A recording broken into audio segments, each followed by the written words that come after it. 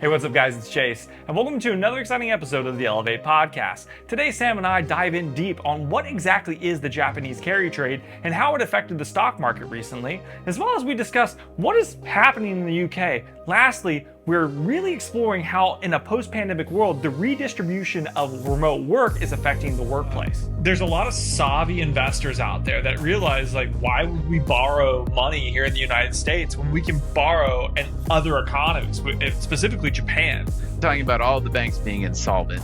I'm talking about one little microscopic hair trigger sends the entire global economy into a tailspin because Japan is looking out for the inflation level of its people. And what I want to get back to is I don't think we're done here. I think we're just at the beginning of something, and something is forcing the hand of either the Bank of Japan or something else, which is forcing them to do things they don't want to do, that is screwing up the status quo, and then something screws up and everyone has to do a dance to get things back to normal.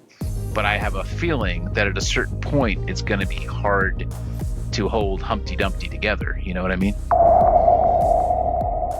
What's up, everybody, and welcome to another exciting episode of the ELAV8 podcast. We got Sam Messman in the house, and we're going to go deep on the last week. Sam, how you doing?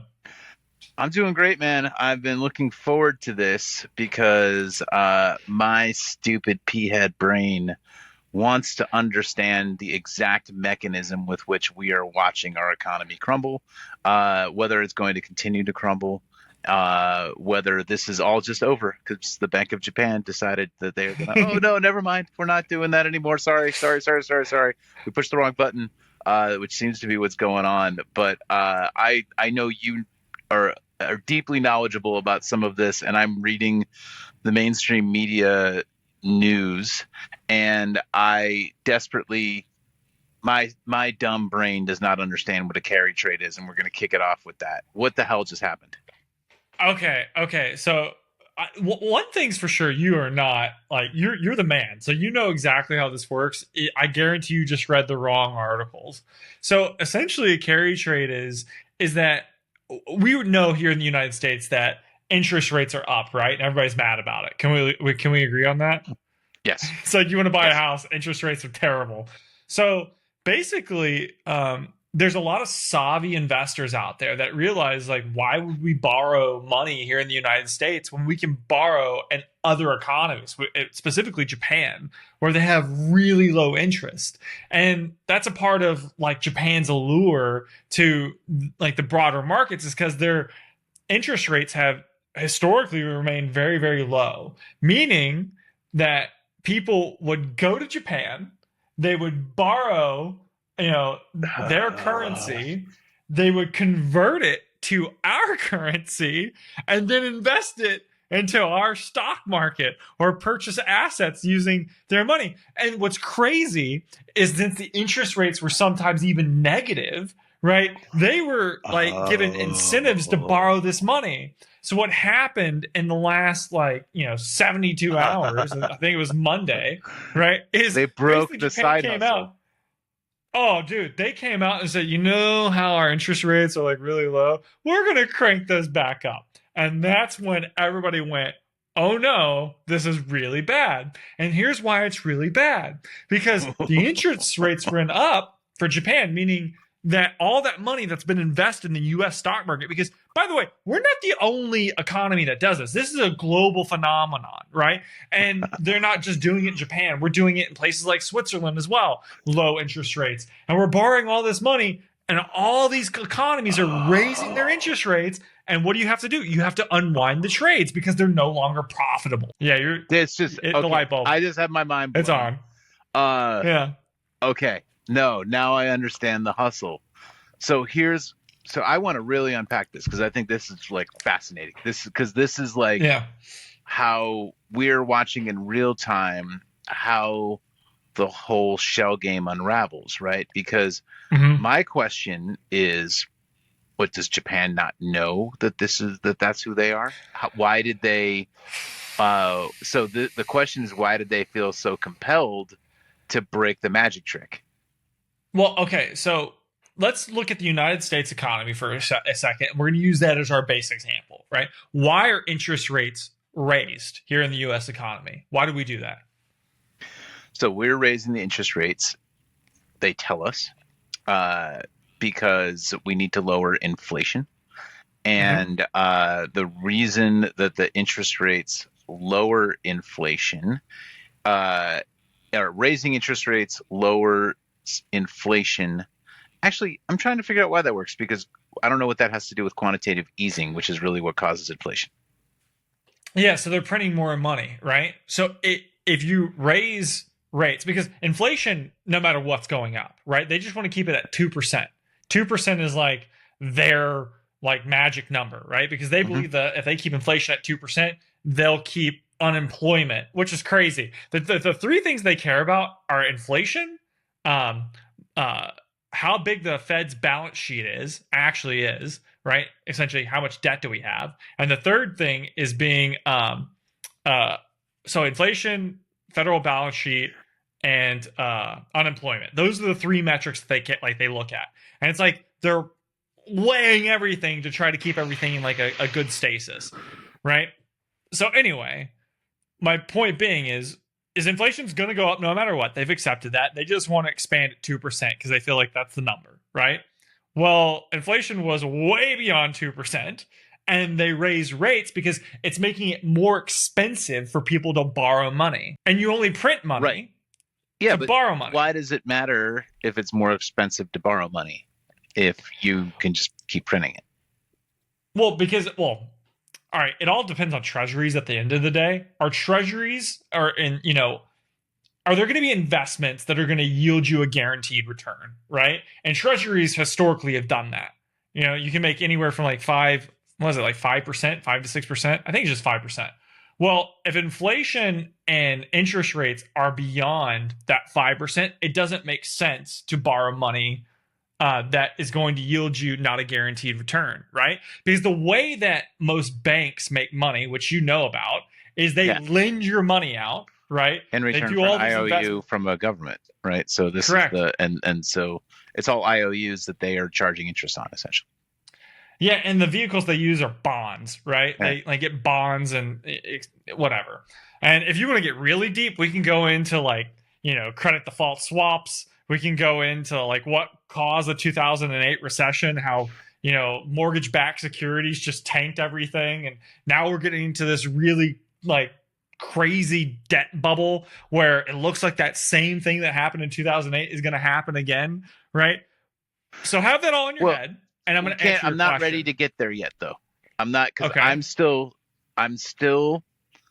I want to get to the bottom of the if we can the Yeah. political Oh, it's easy. motivations of Japan deciding to screw the whole thing up. Okay. So we just agreed, right, that the reason why interest rates are up in the United States is to combat inflation, right? Yeah. It's a 1-to-1 parity in Japan. They raised the rates to combat inflation because what's happening is Japanese citizens, and this is actually who's being hurt the most. I know here in the Mhm. United States, like people are being hurt, right? I get it. Prayers up to all the VCs and everything that they're doing and all the investment bankers are trying to do. But what it really boils down to is the Japanese couldn't sit back and let their citizens just get annihilated in this But market. They then had they to raise did. rates.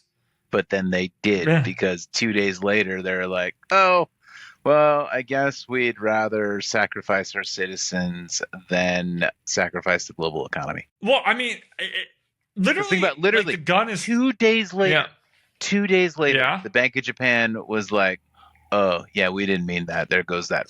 Rates went right back down to where they were. Well, someone made some money off those trades. That's all you need to know. Someone made some money, and if I actually wasn't aware that they reversed the interest rates. I just saw what happened. Oh, no, They it just did it. I literally lost my mind. happened. It happened yesterday because what happened is like, and that's what they're saying is what caused the stock markets to bounce back is because Japan killed their rate increase. Well, I mean, think about it. That's how Japan makes a lot of money, right? Like if they're getting money that's lent out, right, and people are coming into this market to do it all the time, that money, that percent, right, that low interest Well, rate is still they're feeding into the a economy. part of the global supply chain or Yeah. for money, basically pumping, essentially. So, Hmm. so what happened was, it seems like, if I correct me if I'm wrong, they stepped out of line with a out of whack rate increase, which Hmm. then gummed up the entire supply chain of money circulating through the U.S. economy. Hmm. Everything short circuited. Everyone lost their minds. Like, this was like Yeah. the end of Literally everything. just, yeah. But it just shows how interconnected this is, right? $3 trillion, dude. $3 trillion wiped off the board in one day. So, but just think about, like, what's fascinating to me, right, is just how something seemingly, like, this is like literally the butterfly effect in real time, right? But the Bank of Mhm. Japan must have known, they must Oh know how yeah. this works, right? So, Yeah. so if they know how this works and they still did it, what does that tell us? Oh, I mean, dude, every single bank right now in the United States, whether or not they'll admit it right now, is very close to being on the precipice of being insolvent.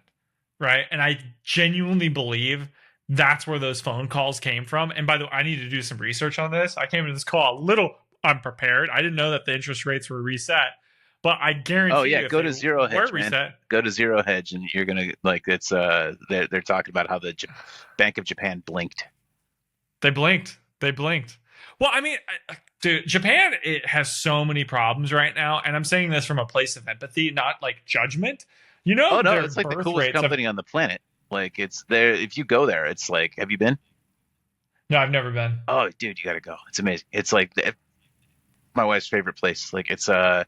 It's the most mindful country you've ever been to. Like, the way that they do everything, it's phenomenal. But there is one interesting thing that happens: is if something goes wrong, total chaos, Yeah, which yeah. is on full What? display based on What? just, they broke the market with like one false move. One decision, yeah. But like, are you aware what's happening with their birth rates in Japan? Yeah, it's like everywhere else, right? We're rapidly descending into the Handmaid's Tale. Yeah, but they're incentivizing, Westerners to come there and paying them to come and like wed Japanese women. Like that is an active program that's now happening. Look, there's some stuff that happens in Japan that's very strange. So when we visited there, a bartender told us the story of what frequently happens with Japanese men. So there's a couple of really fascinating things. First of which, and it's amazing that this is the direction that this podcast has taken, but Mm. Japanese men, you can go to parks and see lots of Japanese men sitting on benches during the day because they're pretending to be working. They don't have Hmm. jobs. They just go to the park and sit on the bench, hoping that they'll find a job before their wife finds out that they've been sitting on a park bench and they're not making any money. Uh, Hmm. and so that is one aspect of this. The other aspect is, uh, if a Japanese man is coming home on time, uh, the wife thinks he's a failure, because what that indicates is that that guy's boss doesn't like him because he doesn't want to take him Hmm. out for drinks. Oh wow. So think about the Okay. societal implications that are just being reinforced there, and what kind of domestic life that makes for. I mean, I can't even imagine. Because on the one hand, you've got to be like, if you're unemployed, you got to pretend to be working. So you go sit on a park bench and drink, right? Hmm. So, or if you are working, you better go out and not be home, because you better pretend to be drinking with your boss, or be drinking with your boss. So either way, don't be home. Hmm. Don't be home. That's the one rule of Japan. Don't be home. And okay, got it. So, Sam, what else is happening in the world that we should be talking about today? Because there's a No, lot, we're and I not don't know done. which We're direction not you want to done. go. We're not done We're with not the done. economy. No, I feel like We're we're not just done with the starting on the economy. economy. No, because what I want to Okay. understand, right, is talking about all the banks being insolvent. I'm talking about Oh one little yeah. microscopic hair trigger sends the entire global economy into a tailspin, because Japan is Mhm. looking out for the inflation level of its people. And what I want to get back to is, I don't think we're done here. I think we're just at the beginning of something, and something is forcing the hand of either the Bank of Japan or something else, which is forcing them to do things they don't want to do, that is screwing up the status quo, and then something screws up and everyone has to do a dance to get things back to normal. But I have a feeling that at a certain point it's going to be hard to hold Humpty Dumpty together. You know what I mean? Well, I mean, let's look at the obvious, right? The thing that's right in front of us, but no one likes to acknowledge, but it's an election year, right?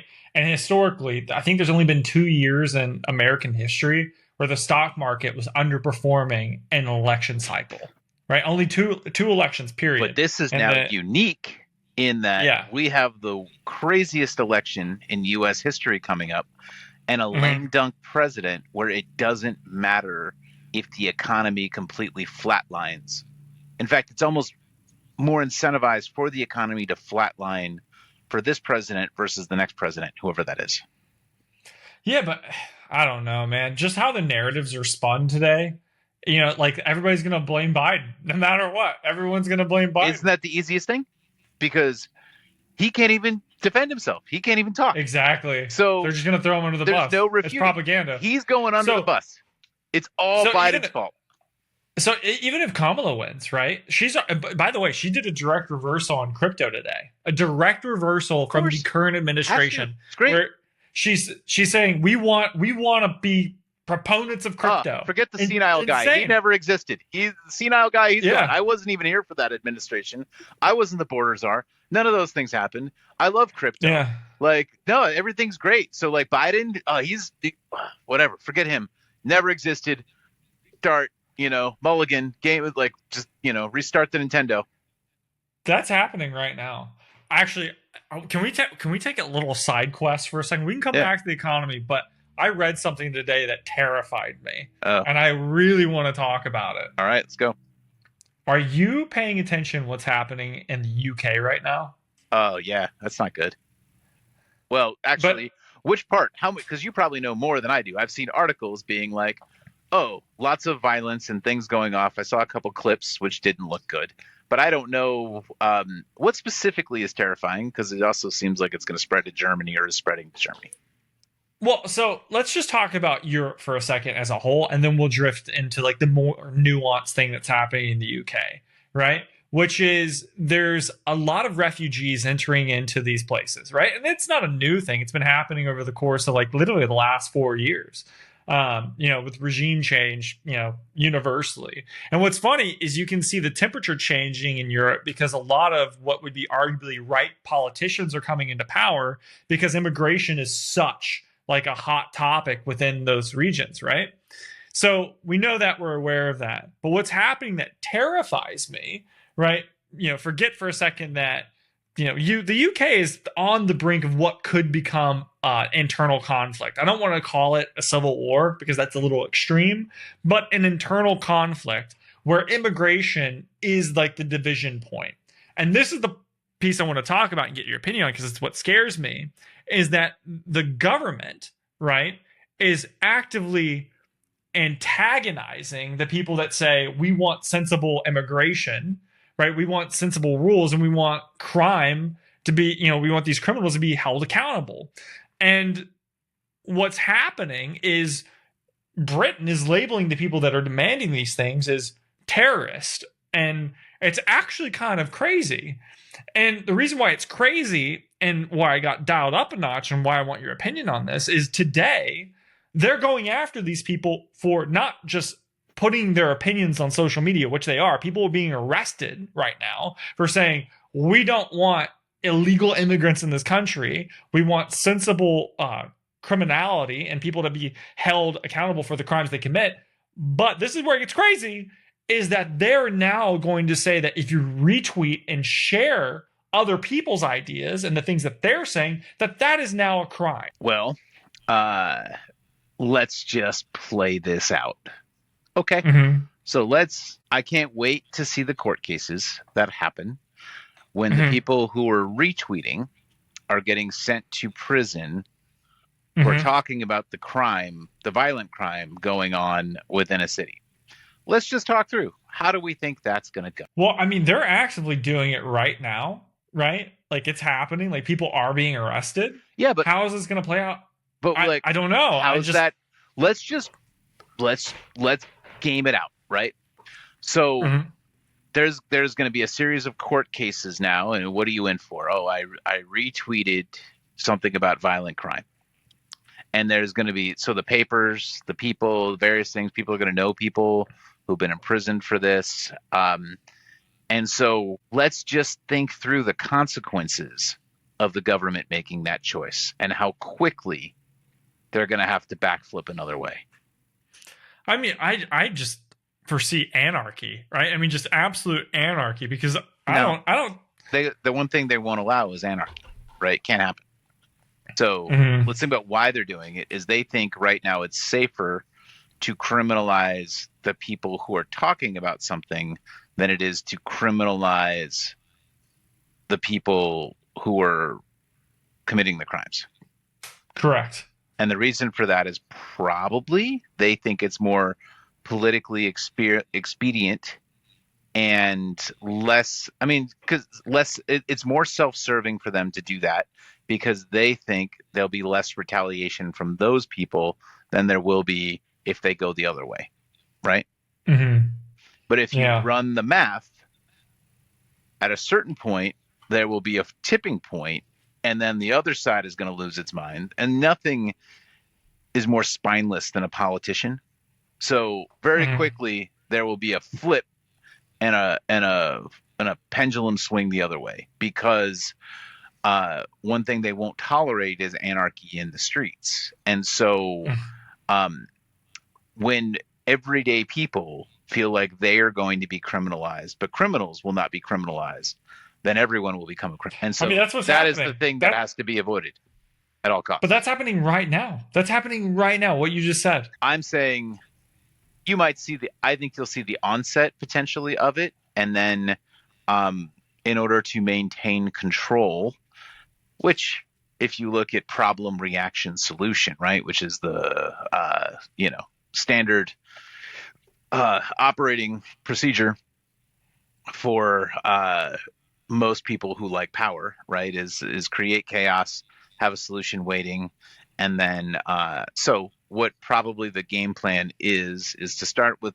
some absurd thing where you're going to get criminalized for free speech, so then you could turn around and be like, oh, people are hounding us to go put away the criminals.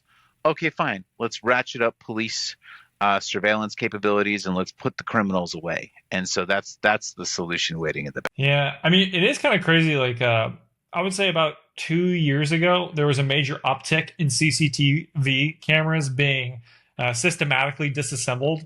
I'm saying systematically disassembled when they literally were getting those grinders out and chopping them down. And that there was a major rise in that. So your theory could be correct. It could be just a false flag to get people to stop doing that because it was happening everywhere. Well, and so the truth is, what is the practical solution? And I don't know that anyone knows, but what I think is, if I'm game theorying this, right, if you criminalize the innocent, there will be such a demand to criminalize the criminals that the people who will go from defund the police will go back to only fund the police. I mean, well, that's really funny that you said defund the police because that's happening right now in the United States. I think we talked about this like 3 episodes ago. Yeah. San Francisco has completely done a 180. They're like, why are you not criminalizing? Yeah. Why are you not criminalizing that didn't work out. Criminals? Whoops.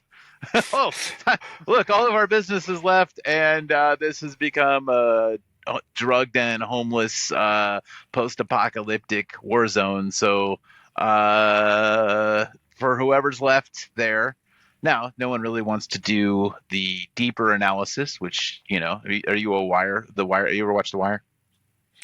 I mean, yeah. I mean, come on. I want to say the F word, but like Amsterdam, man. That's the solution. Shit, that's the one I was looking for. There it is. Clay Davis. My favorite thing in the history of the moving image, I think, is the second to last episode of season 3 of The Wire, the Amsterdam season. But if you read, anyway, I can go on for this. I can teach a course in The Wire, but the long story short is that idea, right, is, in many cases it's kind of Amsterdam has become our cities, right? So they tested this theory over all of San Francisco, which was kind of dumb because it was the most profitable city in America. So maybe they could have tried it with less profitable cities. And instead of San Francisco, maybe it could have gone to like Sacramento, something like that. They could have put of all the homeless people and all of the drug users in Sacramento instead of San Francisco, and it might have worked better. But regardless, they basically tried the wider solution of, we'll just try empathy and we'll give you needles and it'll be a controlled environment and all of this stuff and it'll be fine and we're just going to look the other way. Except they tried this for all of San Francisco and all of Los Angeles, when they probably should have segregated it to very specific areas. Skid Row, et cetera, is a perfect example of this in Los Angeles, and then tried to create a practical environment for the best possible way to rehabilitate people, but also knowing you're not going to rehabilitate everyone, while the people who are not susceptible to that and keeping fentanyl and other things out of core neighborhoods that are doing well.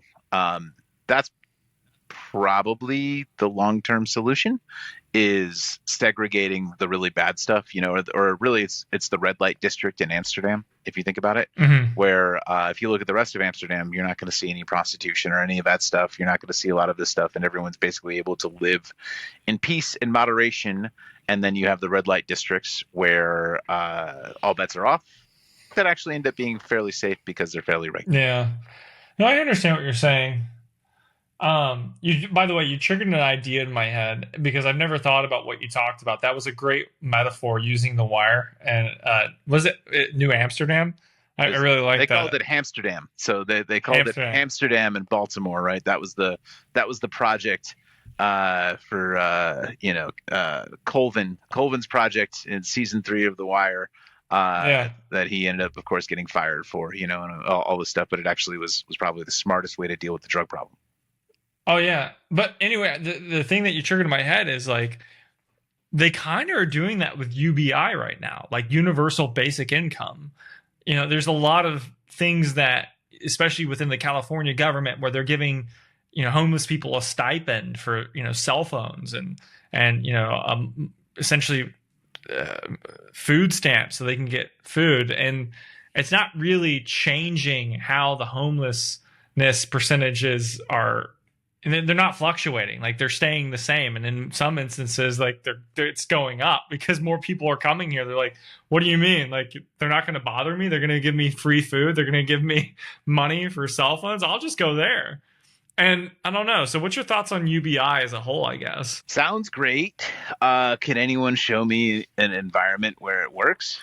Because the truth of the matter is, if you incentivize people in a way where they're more incentivized to do nothing than to work, what do you think they're going to do? I think they're going to hang out and play video games. They're not going to do anything. Yeah, so that's fine. Honestly, that's totally fine if you've created a system without predators or without problems, right? But the second you just assume, like, everybody's can just coast on the government's money, well, then you have to ask yourself, well, how is the government getting the money? And then who's going to be working and where are they going to live? And how's that going to work? What are the consequences, real world, of this? And I think the consequences of people just being like, well, I'll just coast, what are they going to do all day? And what does that society look like? And can we afford that? So, and the flip side is, what that really ends up creating, in my opinion, is likely indentured servitude, because the buying power of that universal basic income is going to significantly decrease the more people who are on that universal basic income. And it's only going to buy certain things. So it's going to create a really half-assed communism. And what'll probably happen is everybody who's on the universal basic income is going to get into Section 8 government controlled housing. And essentially it's going to self-select into, we'll just call it in a lot of ways, for-profit prisons, right? Where they'll find ways to get people to do things. And you're then talking about 15-minute cities right now. Like Yeah. you're loosely just like dancing around 15-minute cities. I don't have to say it. Just tell me why I'm wrong. So you've got all these people self-selecting into there, and then all of the people who are able to afford to not be in those places will just work and do things, and they'll just be elsewhere.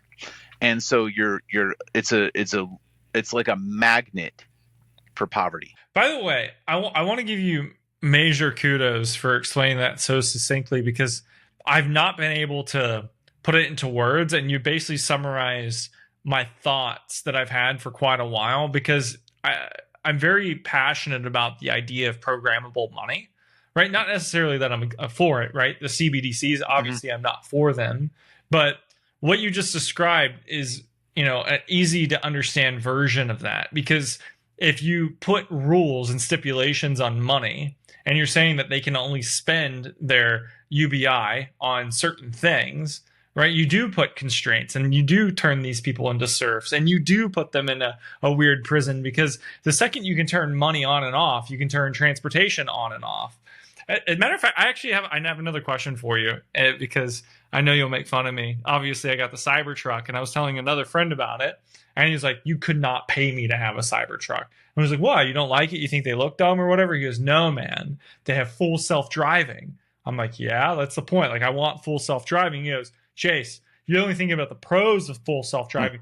They can turn it off. They can drive you to where they want you to go." And I started thinking about it. I was like, wow, that's a new concept. I mean, it's also, what if the only way to charge your car is from a charging station, and you can't put gas in it another way? Like, what if, like, there's just a lot of ways that, like, okay, just think about the consequences of certain things and how that works and is structured. And there's always the analogy of the farmer putting a certain amount of food in a pen, and over time the animals are like, "Oh, who put the food out there? No, I go eat some of the food. Look at that. Oh, just walking into the pen. Oh, la-di-da." And you eat, and then the more of the animals they come in, and there's more food in there every day. And then one day the farmer looks in, "Oh, there's enough animals in the pen. Let me just lock that." That's pretty scary. That's a scary idea.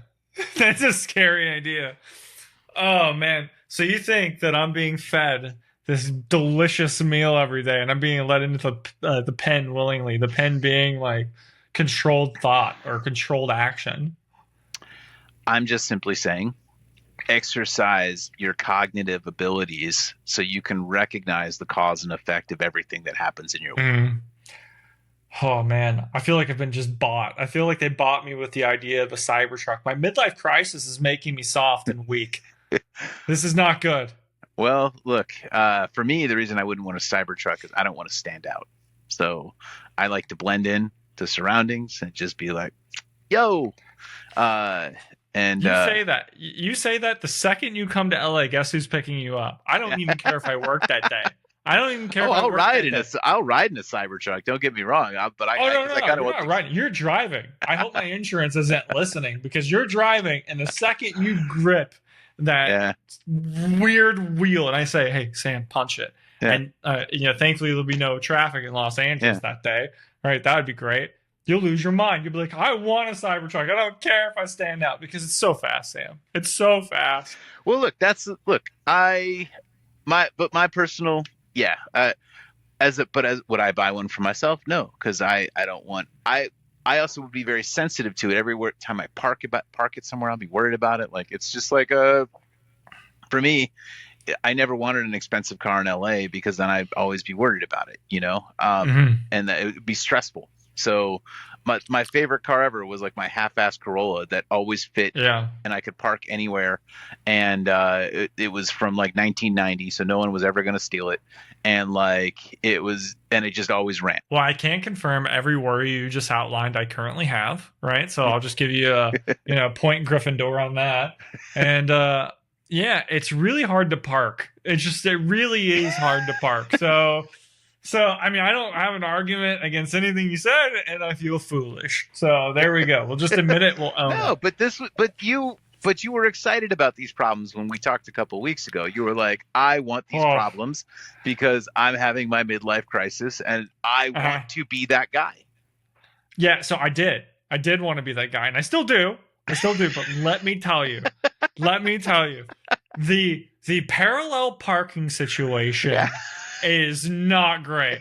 It's not great. Like literally, man. Like I drove around, and I'm sure I'm gonna get better. I'm sure this is a temporary problem, but like I'm now avoiding my problems. I see a parallel park that I know I should be able to get. I drive around the block for an extra 10, 15 minutes until I can find something that's like moderately better. Like Oh, it's that difficult to park. And to anybody that's listening to this and saying you can't parallel park, I can parallel park. Give me any car that's not a Cybertruck, I can parallel park it like a champion. But the fact that both wheels turn at the same time, it's just crazy because it like your entry angle doesn't make sense anymore. okay. These are the little things, man. These are the nuances, right? So this is Yeah. I don't know. I don't have the answer for you, but it's but I mean, it's such an interesting experience, right? To like go and you see the thing, and it's like you said, or your friend said, it's like you're only thinking about the positives of this choice. Yeah. You are not weighing the full picture of the choice. Yeah, dude, I got Elon. I got Elon so hard. Like so hard. I was like, I'm gonna be a Cybertruck driver. I didn't think about the fact that I would be at his whim now. Well, you can't sell it for a year either, right? That's you're not allowed to Yeah. sell it. You're not allowed to sell it. Yeah, you can't do it, which is the weirdest thing ever because it's mine, but I technically contractually can't, I think. But also think about why would anyone ever want to make a rule like that for their own product unless there was a Oh, Sam, you're asking all the right questions today. You're asking all the right questions today. What if somehow they took my consciousness out when I went to pick up the car and they put like his Neuralink inside my head, right? And I'm just a replicant. All right, let's talk about the Neuralink. Fine, this will be fun. Let's Okay. critical think on that. Let's just break this one down. Oof. Why? Why would anyone ever want this? Okay, Sam, I'm probably the wrong guy to talk about this. I'll do it right now. Elon, if you're listening, I'll do it right now. Let's go. Why? Why not? Why not? Life is so. This is where I've landed, Sam. This is where I've landed. All right. It's like I want to be, Peter Pan. Okay. Like I'm looking to the third star to the right, and I want to head on towards morning. Like life is so predictable these days outside of all the irregularities of like who's going to attack who's going to go to war, is there going to be an earthquake, natural disaster, outside of like all of that, it's all pretty predictable. So let's say, Really? all right, This is what do you interesting. mean? All right. So it's like okay, I'm So going to level up. what is predictable though? Like, so let's break that down. I'm curious to understand like how you see that. What is predictable? So we both have a standard deviation, I would say, of a year over the economy crashing. Within a year, I think it's going to crash. You think it's going to crash. We're both on the same page of that. We can both make very justifiable, educated decisions on things like that. And I feel like it's the same with everything, right? Okay, I vote for this politician. I know I'm going to get this, but I'm going to lose this. If I vote for this politician, I'm going to get this, I'm going to lose this. I get married, I might have a kid. Like, everything is laid out for you in a structured way, and we've been taught that from birth, right? So I look at something like Neuralink or going to space. Going to space is actually a one-to-one parity. And it's like, wow, okay, that's my Neverland. I can go and do something different that might entertain me to the point where I won't be able to predict a certain outcome. That's interesting. Okay.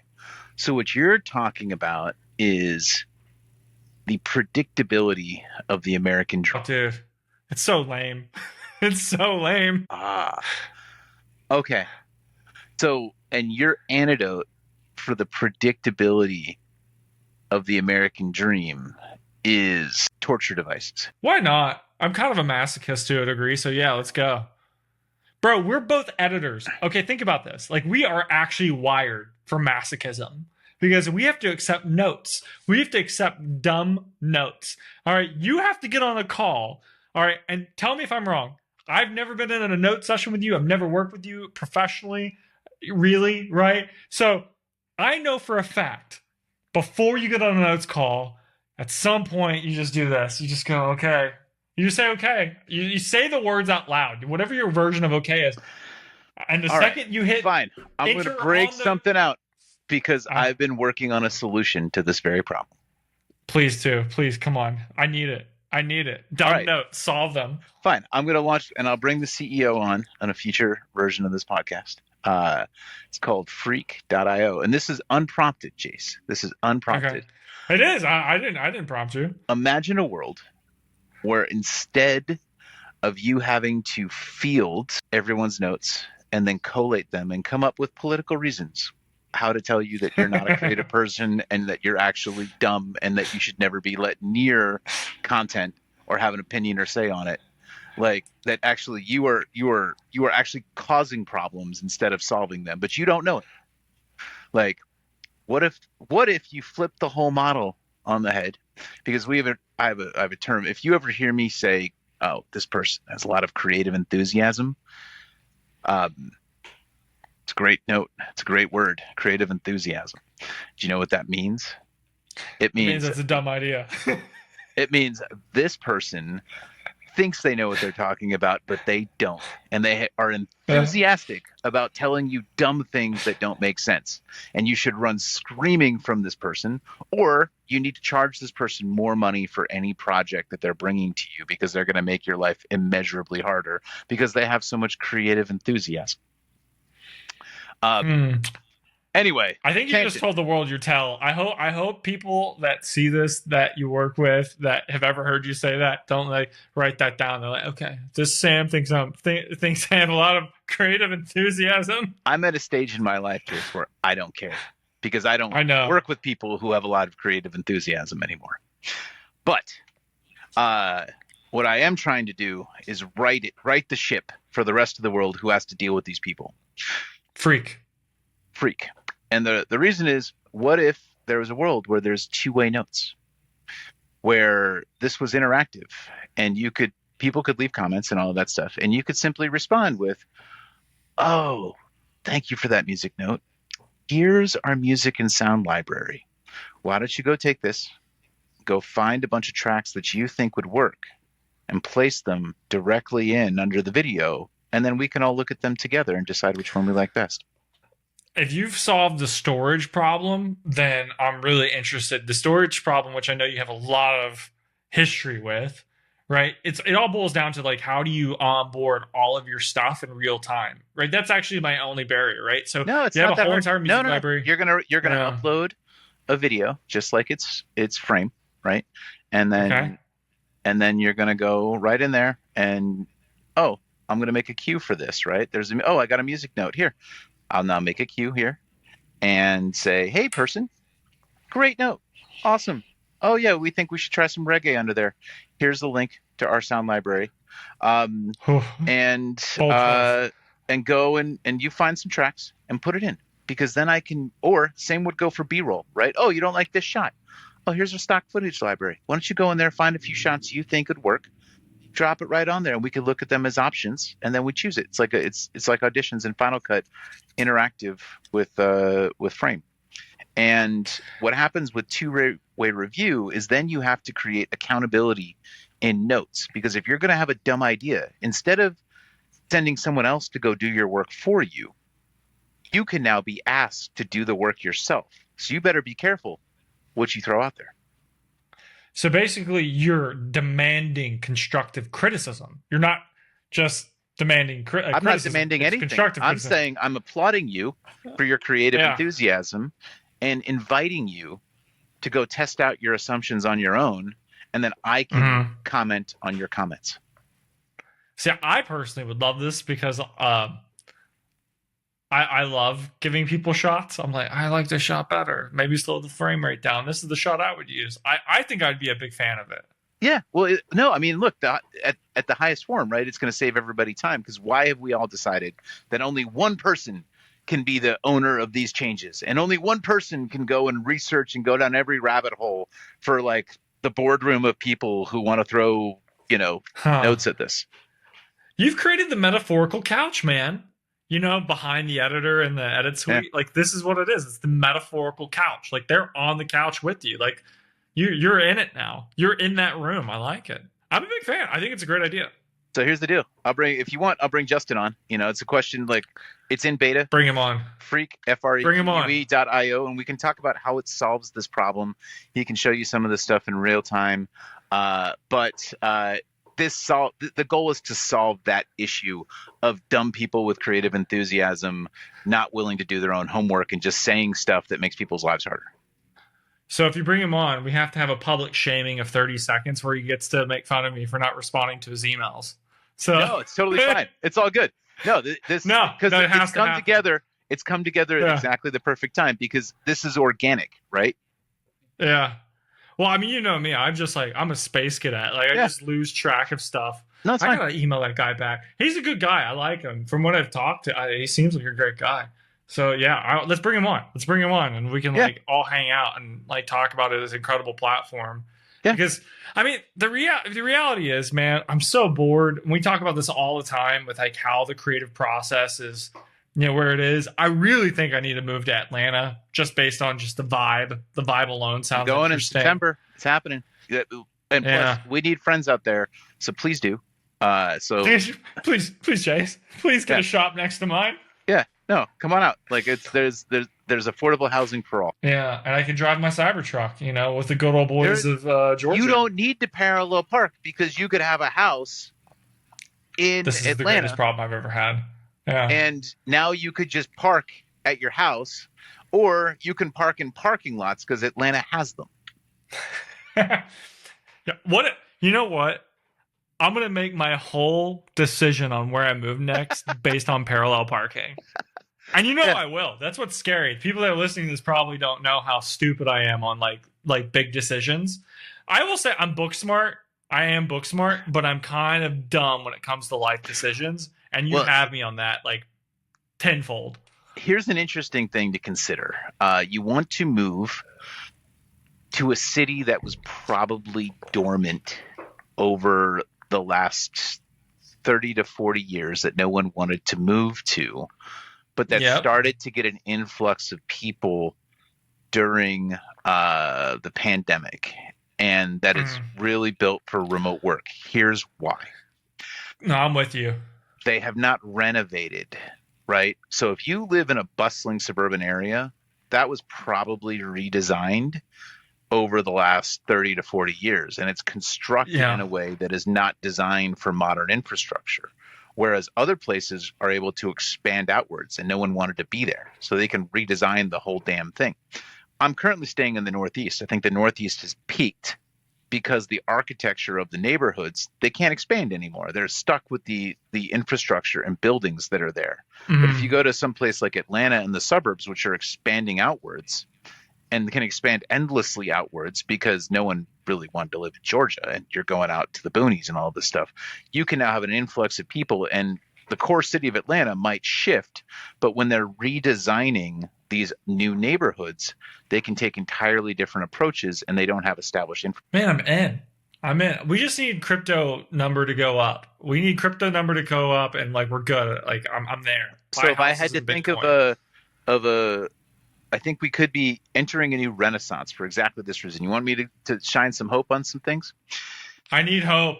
Imagine a world where everyone in these cities had to move during the pandemic and had to spread out, which is completely like taking the bubble thing and you shake it and then you see like all the little magic snow globe things, right? So we've shaken the snow globe, right? And we've shaken it now all over the country where people have been able to move, and broadband has spread out where now people who didn't used to have broadband or tech people are now living in places with broadband, and they're demanding certain things come. They're like, where is my hipster coffee shop, right? Where's my latte? Where's my latte, right? And they don't have it there, and they can't go. Where's my sushi? So you're going to see a complete transformation of like little town squares, and then you're going to see and these people are now going to have space, but they can bring their technology and their internet to this space, and they can redo and renovate places that have needed renovation deeply for the longest time, which is going to cause people to move out of these cities into these new areas where you're going to see decay and these places are going to turn into like Detroit, right? But that's fine because that'll cause the renewal cycle that will allow these other cities to then prepare for the next renovation based on what everyone else is doing.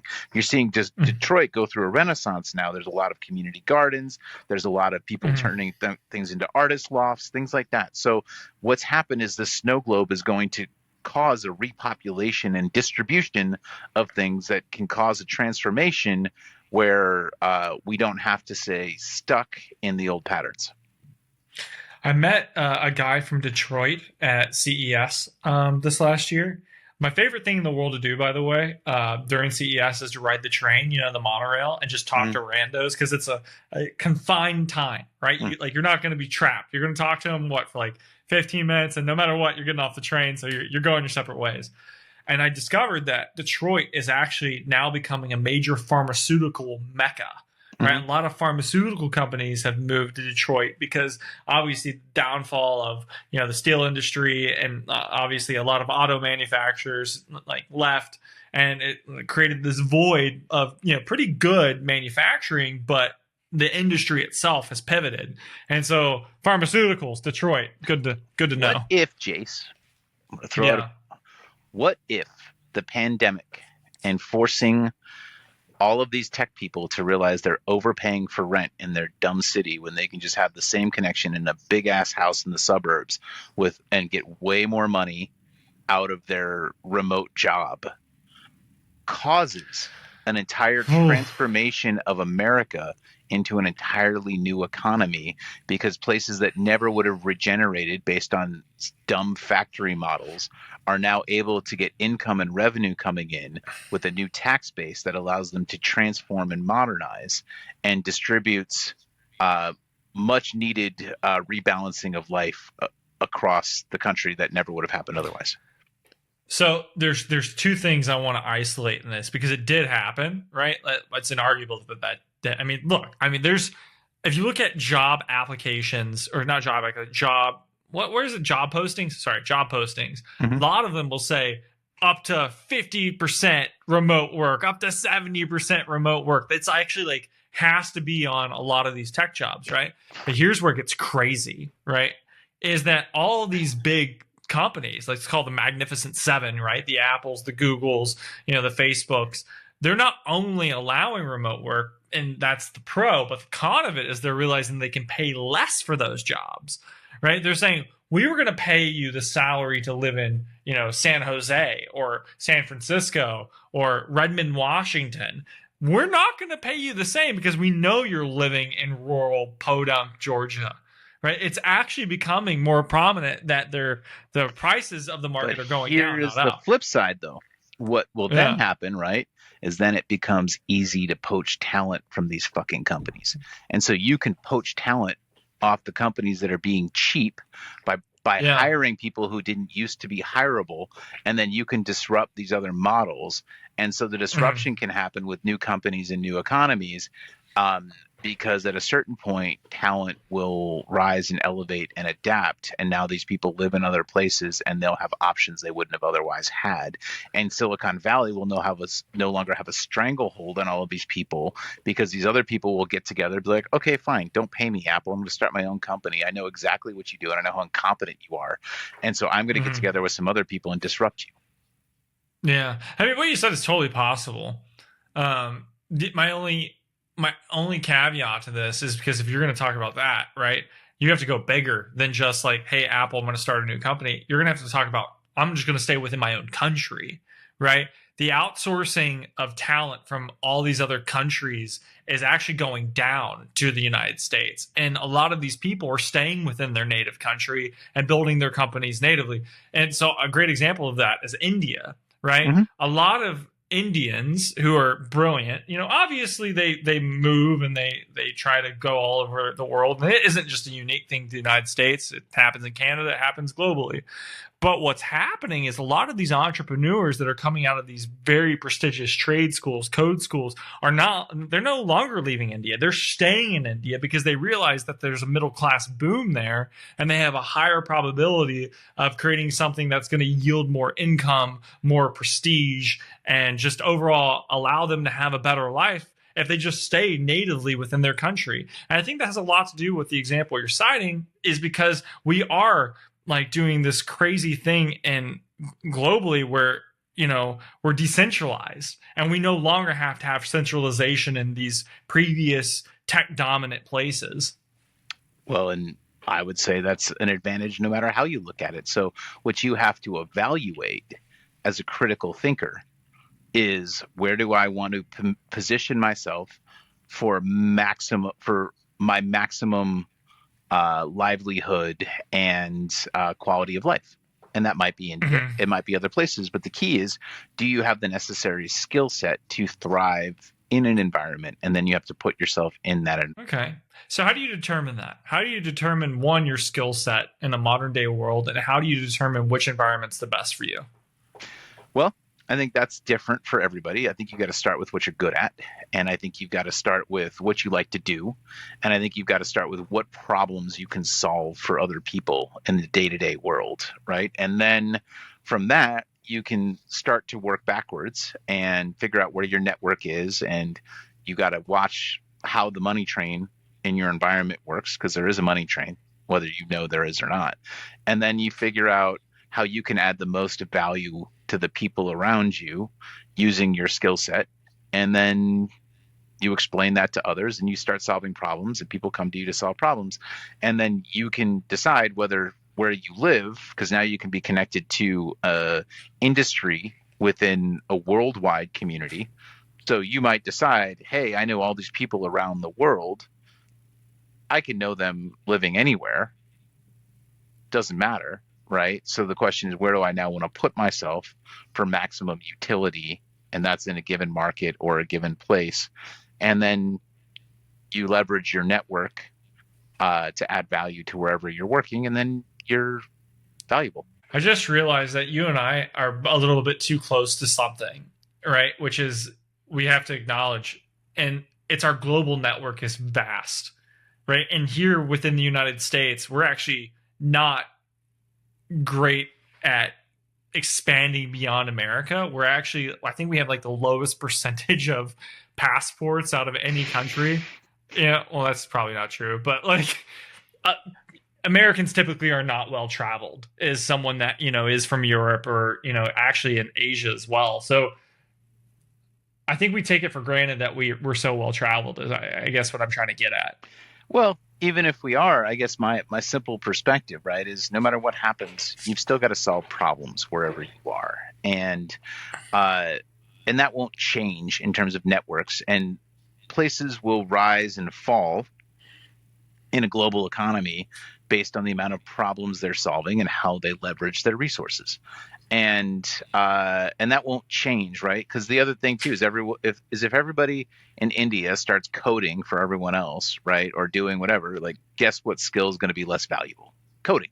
Mm-hmm. So this is supply and demand, right? So you have to kind of skate to where the puck is going in terms of what problems is the world going to need that are in scarce supply. The harder something is, the more defensible it is for your skill set. So if you're always learning and you're always solving problems and you're always doing things, you're going to be valuable to somebody. And even if the script gets flipped and an international company hires you in America to go and like work with Americans and harvest the American market, well, that's fine. You know, it doesn't matter where your money comes from. It just matters that your money comes. Mm-hmm. Sam, we're a minute away from an hour. So you got any closing wisdom? I really enjoyed listening to you speak the last 5 minutes. I'm taking it all in. I'm going to go for a walk. I'm going to just probably play this back and listen to it and be like, oh, that was good. All right. Got it. Yeah. Look, my simple point of view is it's in workflow. It's in anything. There is always a solution. You just may not be thinking of the problem in the right way, but there is always a solution to the problem. I've never seen anything in my life that did not have a solution. It just may not be immediately obvious. And yeah, people a lot of times don't even know what the problem is, so they'll never find the solution. Mm-hmm. That's so accurate. I was literally about to ask you, is like, what if you're blissfully unaware that there even is a problem? And that's I genuinely your biggest believe problem. Wow, that's very meta. Okay, that wasn't ironic at all. Okay, guys, that's gonna end this episode.